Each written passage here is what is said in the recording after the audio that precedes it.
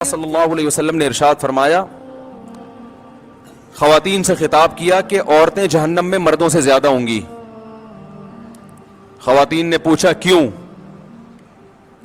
اس حدیث میں تو ہے عورتیں زیادہ ہوں گی، دوسری حدیث میں آتا ہے جنت میں بھی عورتیں زیادہ ہوں گی، ایک اور حدیث ہے۔ یہ میں اس لیے کہہ رہا ہوں کہ خواتین ڈر جاتی ہیں کہ ہم یہاں بھی وہاں بھی دعا کر کھوئے، کیا مذاق ہے۔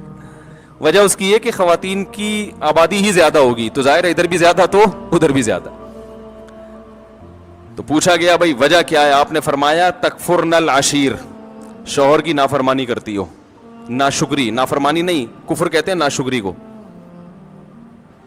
کیسے ناشکری؟ فرمایا ساری زندگی کھلاتا ہے پلاتا ہے۔ آج کوئی مرد بیوی کو چھوڑ دے، بیچاری کا کیا پرسان حال ہوتا ہے ہمارے معاشرے میں۔ گھر اس کو لے کے دیتا ہے، گیس بجلی کا بل، چھت مہیا کی، اس کو تحفظ دیا، اس کی اولاد کا ہمیشہ کے لیے محافظ بنا، اتنے بڑے بڑے انعامات احسانات،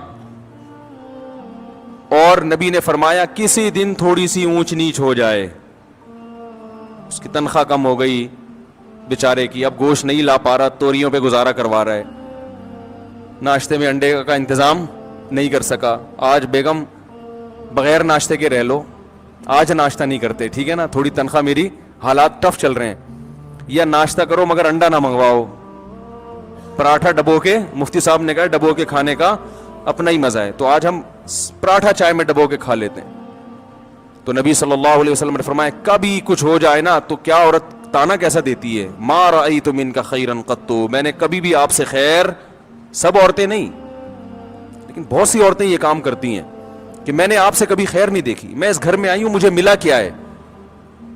کتنا بڑا زندگی بھر کے ہمارے مسلم معاشرے میں تو مرد تو بہت زیادہ تحفظ دیتا ہے، کیسے باپ اپنی بیٹی کے لیے رشتے تلاش کر رہے ہوتے ہیں کیونکہ اچھا آدمی مل جائے، اور پھر طلاق سے ڈرتی بھی ہیں، کہتی ہیں طلاق دے کے مجھ پہ ظلم کر دیا، مجھے یہ کر دیا، طلاق دے کے کیا کیا؟ اس نے اپنے آپ سے جدا کر دیا نا، تو اب رو کیوں رہی ہو؟